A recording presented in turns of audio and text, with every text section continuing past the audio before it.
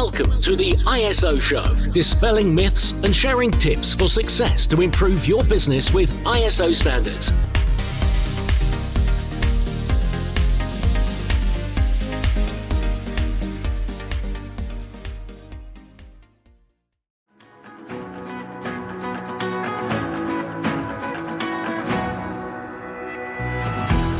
If you're listening to this podcast, then you're in great company. We've got thousands of listeners who have a thirst for continual improvement and raising standards in business. Whether your interest is in quality, sustainability, or risk standards, I'd love to welcome you as a member to our online platform for all things ISO, the ISology Hub. The ISology Hub is the leading place to get access to all of your online resources, from in-depth training courses through to our very popular coffee break training, to templates and action plans and many other resources to help raise standards. As a member, you get access to over 100 courses, taking you from learner to practitioner to leader. The ISology Hub has all the resources that you need, which will really help to make your life easier and to help improve compliance in those business critical areas. So if you'd like access to learning and compliance resources ranging from data privacy to environmental management, anti-bribery, business continuity, quality, health and safety, to name just but a few, the list is endless actually, then we'd love for you to come and join us. Just head over to the isologyhub.com.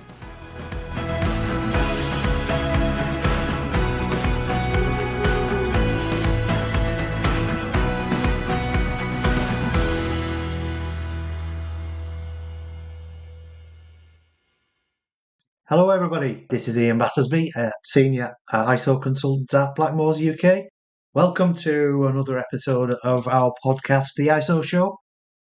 One of many. Hopefully you've been following us in the past and will continue to follow us in the future. Today we're going to talk about communication and awareness, specifically communication within your organisation, the awareness raising of your management system of whichever type to the workforce and to the management and to different levels throughout your organisation. I think it's fair to say that the success or failure of a management system really does depend on its existence being known and understood within a business. All staff have a part to play in management systems, so they really do need to know their part in the system and how it aligns with the organisation's direction and how they themselves therefore align within that system with the organisation's direction. I've spoken in a recent ISO show about resources and about the importance of people as a key resource. Now, there's a standard, an accompanying standard to 9001, which is ISO 9004-2018. Its title is Quality of an Organisation, Guidance to Achieve Sustained Success. This is a good companion to any of the management system standards. And I urge people to look at this to help embed their own management systems and to achieve improvement over time. It is a good piece. It talks at length about people and the need to ensure that they are competent, engaged, empowered and motivated. Engagement of people enhances the organisation's ability to create value to interested parties, to really deliver to customers. And empowerment motivates people to take responsibility for their work and the results of their work. Similarly, it increases the ability to deliver value to all interested parties, specifically to the customer. These can be achieved by providing people with necessary information, with authority, and the freedom to make decisions related to their own work. And people should understand the significance and importance of their role, and specifically in creating that value I've just mentioned for interested parties, customers particularly, to meet and exceed customers' expectations. Now, always remember that customers may be internal as well as external. So think of customers in that context. So a key aspect of communication and awareness is to help everybody's understanding of the management system. But it's also to ultimately engage them in it, engage the entire workforce in it in order to empower and motivate them to act in line with its requirements and deliver the best outcomes as every time they work on something. And it's worth looking at what standards say about what we ought to communicate and raise awareness on. Now, this is 9001. It recognises, as do all of the standards, the importance of communication. In Clause 5, 5.2.2, it's about communicating the quality policy. The policy should be available and maintained as documented information. So it must be issued somewhere so that people can see it. But it also, quite importantly, must be communicated, understood, and applied within the organisation. Okay? So not just it exists for people to see, but they understand their role and what the quality policy means to the organisation and to them. It also needs to be made available to any other relevant interested parties. But today we're concentrating on what it means to communicate within the organisation. Also in Clause 5, there is Clause 5.3 on organisational roles, responsibilities and authorities. Now, this is about top management. Top management have a responsibility. Here, they must ensure that responsibilities and authorities for relevant roles are assigned, communicated and understood in the organisation. Again, communicated and understood. Quite challenging, that is. Such responsibilities include ensuring that the system itself conforms to the standard you're working to, whether that's 9001, 14001, 27001.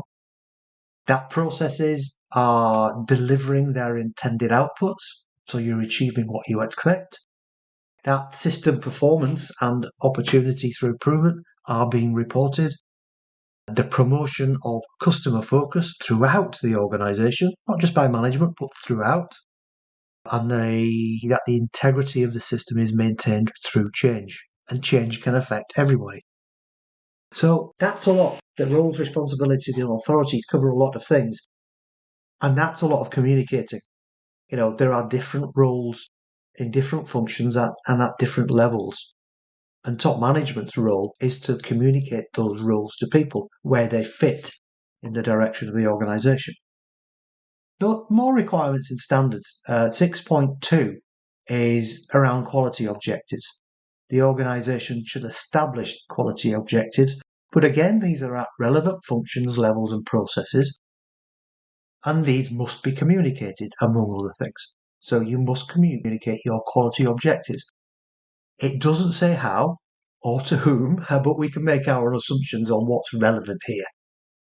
Those people who've got tasks within an objective, that's relevant. Those who are affected by those tasks, those who may be engaged by those who've got the tasks in delivering them. So all sorts of people may need communicating with. And there are further requirements which also touch on objectives. Clause 7, which covers awareness. The organisation, in 7.3 awareness specifically, the organisation shall ensure that persons working under the organisation's control, so even indirect employees, are aware of the quality policy. Okay, great. You can make people aware.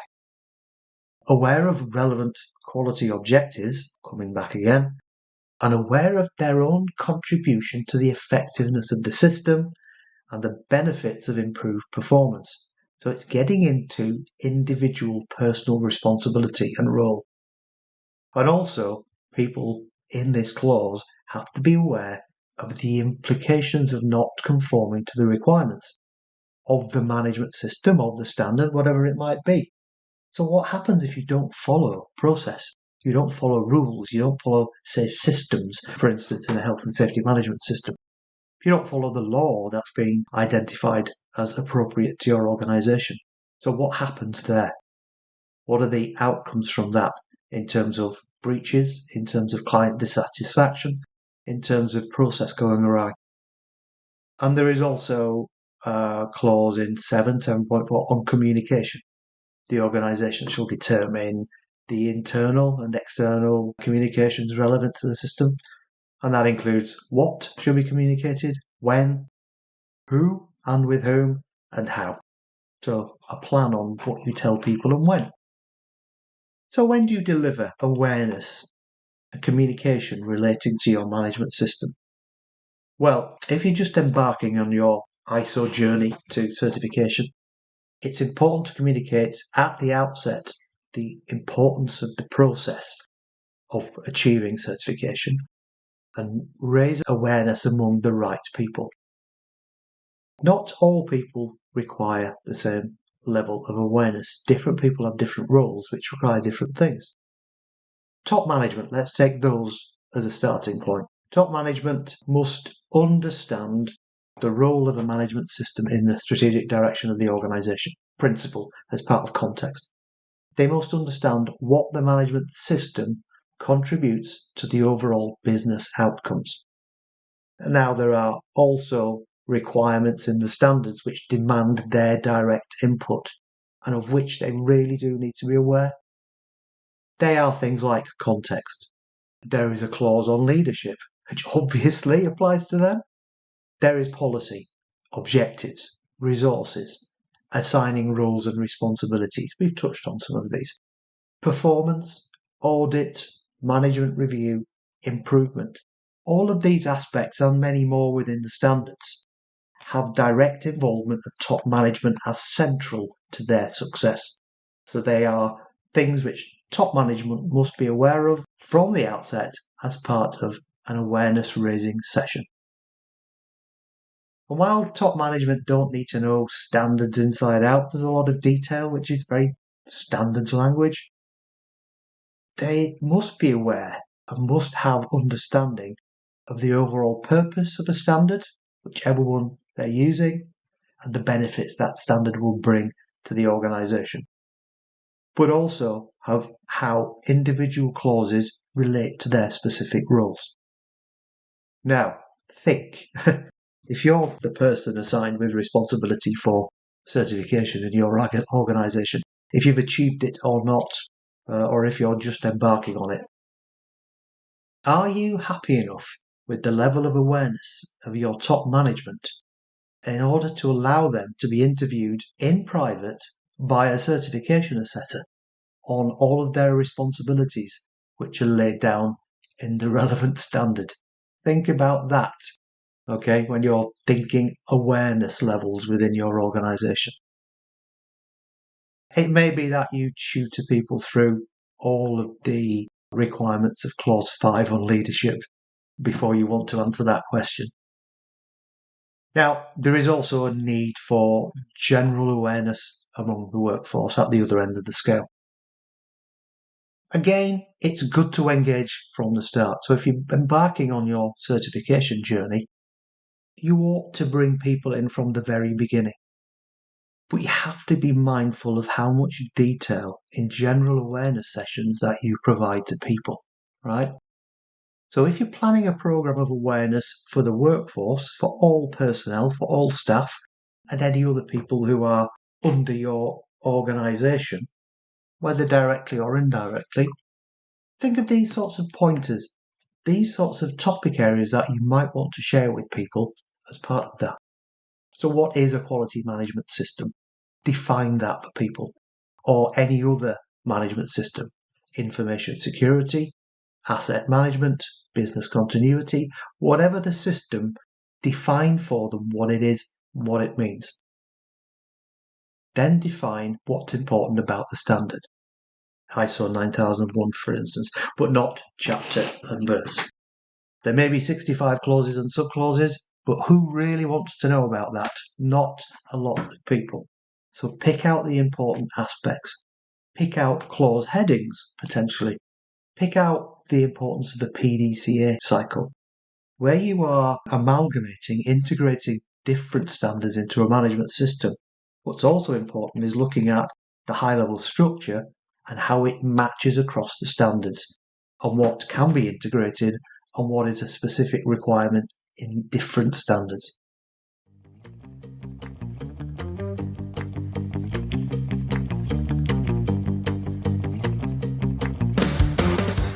Are you new to ISO standards and want to know what it's all about? Or maybe your company has multiple ISO standards, but there's a lack of engagement and compliance. Whether it's quality, sustainability, or risk standards, the Isology Hub is your one-stop shop for all your online learning resources associated with raising your company's standards. From as little as £99 a month, you can have unlimited access to hundreds of online training courses and achieve certification for completion of courses along the way, which will take you from learner to practitioner to leader in no time. So what courses are in the Hub? Well, there are courses on everything a head of quality, sustainability, information security and health and safety would need to manage compliance and raise standards. With over 100 courses available to you, here are examples of just a few.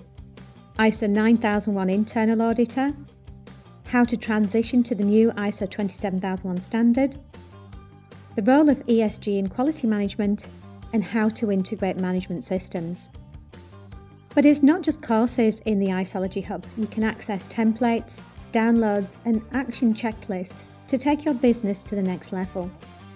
So why not try the Isology Hub today? Just click on the link at www.isologyhub.com and you'll get access to all our resources within minutes. If you're interested in embedding best practice across your organisation or would like to develop an awareness and training programme for employees, we offer a free learning and development session to tailor a bespoke training programme based on your organisation's needs. So we'd love for you to join as an Isology Hub member. Just head over to isologyhub.com to get access to your unlimited training and compliance resources.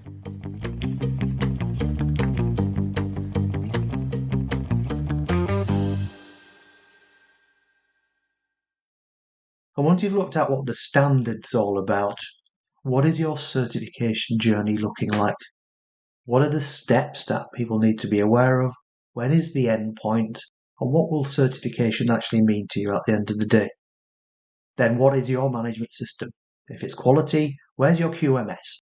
Where is it? What does it look like? What documents does it hold? How do you access it? How do you use it? How does it impact on your daily life?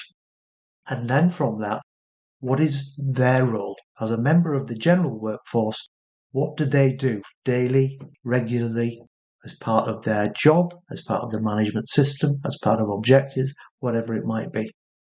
And then describe the next steps to that end goal. What will happen now? You'll create documentation. You will have an audit program, a management review. There'll be a stage 1, a stage 2, a cert. So tell people about these and what it means. But really play on the benefits. How does it help them? Tell them how it helps them in their daily life. How a quality management system, for instance, may contain the tools which help them to do their job to the right standard every time. How improvements can be made. How audit works.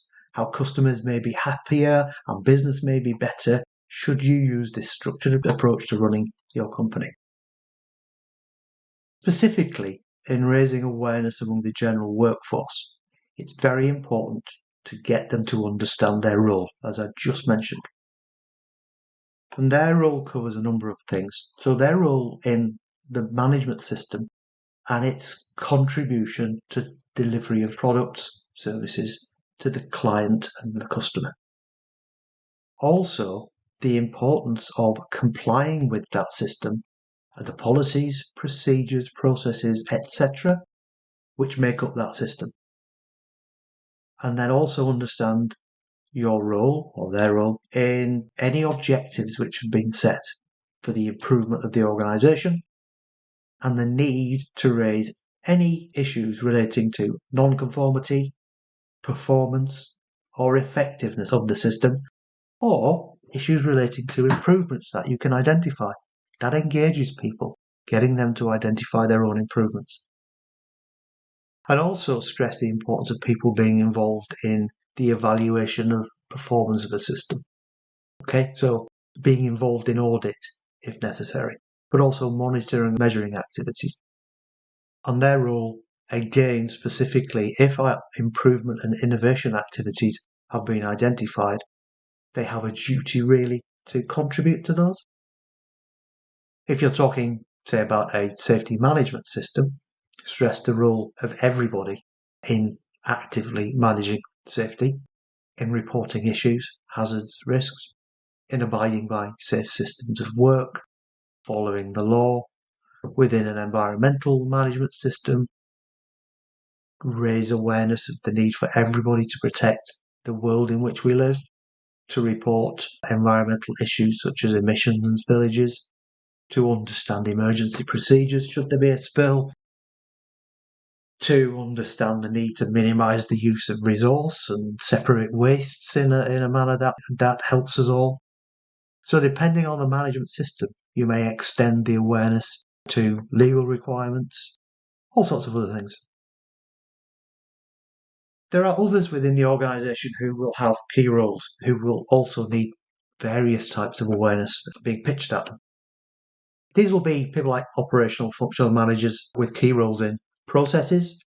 They may be involved in competence management systems, functions with direct relations to key clauses, which may cover sales, design, purchasing, calibration, various different things. If they've got specific functions in the organisation with respect to the management system, they need to understand them as much as top management need to know theirs and the general workforce need to know theirs. So, talked about a launch of a management system and a certification journey. You need to continually communicate to the workforce. So when do you need to communicate? When changes occur, certainly you need to make some form of communication.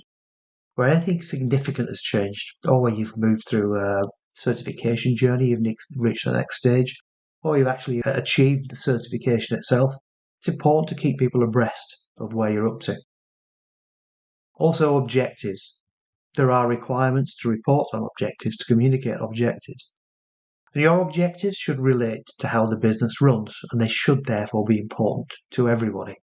I am used to a world where objectives have been set in the context of the business, whether they're quality, health and safety, or environment.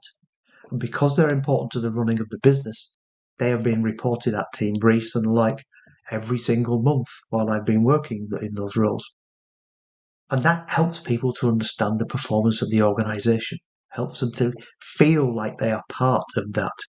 It helps them to understand that the system is there for a reason. The sorts of things, and I've touched on these in other podcasts, they're things that actually actively contribute to the performance. So the cost of non-conformity to the business, the cost of the business where non-conformity is turned into an issue for a customer, and that's led to warranty or liquidated damages. The amount of usage of electricity, gas and water, the number of accidents and incidents per head of workforce. These things are key contributors to the success of the business, and they were being reported on a monthly basis to everybody. So when we talk about objectives, these are the sorts of things we could be talking about to the entire workforce. But also things go wrong and improvements are made and lessons are learnt, and it's important to feed back on that. So communicating on where we've learnt things is important. Major system changes are important. This could be platform, IT changes.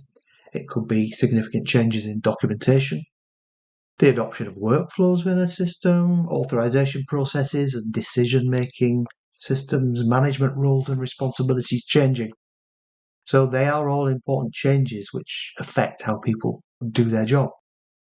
And also policy changes. There are specific requirements to communicate the policy. So you ought to be communicating where there are changes in policy. And how do you do this? Well, organisations are all different. We have team briefs. We have modern ways of working like on Teams, where you can flag up to people with communication directly that something is important to them. Whether it's a new process or procedure, whether it's a change, whether it's achievement of the certification, whether it's audit actions that people need to carry out or other forms of actions. Teams can do these sorts of things. SharePoint, another side to Teams really, is a way of promoting things, providing awareness. It has all sorts of facilities for sharing documentation, for creating training materials, all sorts. You may directly email your workforce or specific parts of your workforce with updates. You may produce bulletins.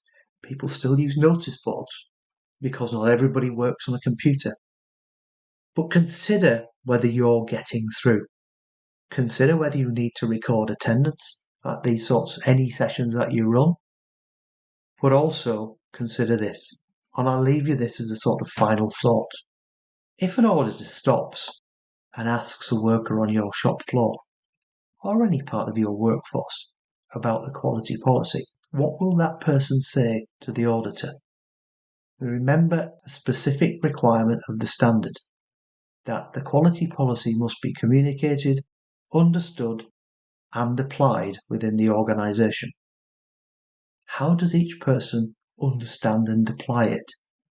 Your awareness raising needs to capture methods of ensuring that that happens. That's a difficult thing to do. They do not need to know verbatim a standard or an objective or a policy. But like I said earlier, your awareness raising should tell them what the management system is, what the importance of complying with it are, what non-conformity within that system means if they don't follow the rules, what their role is. These are important things to get through to people, and that are the absolute essence of awareness raising for a management system. So consider that. Consider how you raise awareness to that level so that you're happy that an auditor will walk away satisfied that you've met the requirements of the standard. So that's it from me on awareness and communication. Again, thank you all for listening. And before I go, please, can I remind you as always to subscribe on your preferred media player if you've not already done so. And if you've got a few minutes to spare, please give us a review. 5 stars would be fabulous. The reviews help us to reach out to a wider audience. And as always, if you've got questions or suggestions for future topics, we're always happy to hear those.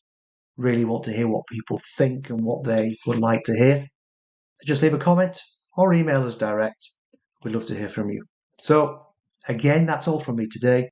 Thank you very much. And we'll see you again on a future ISO show. Goodbye.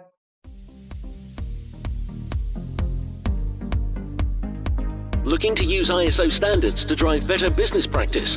Contact us at blackmoresuk.com to access further information and book your free 15-minute call.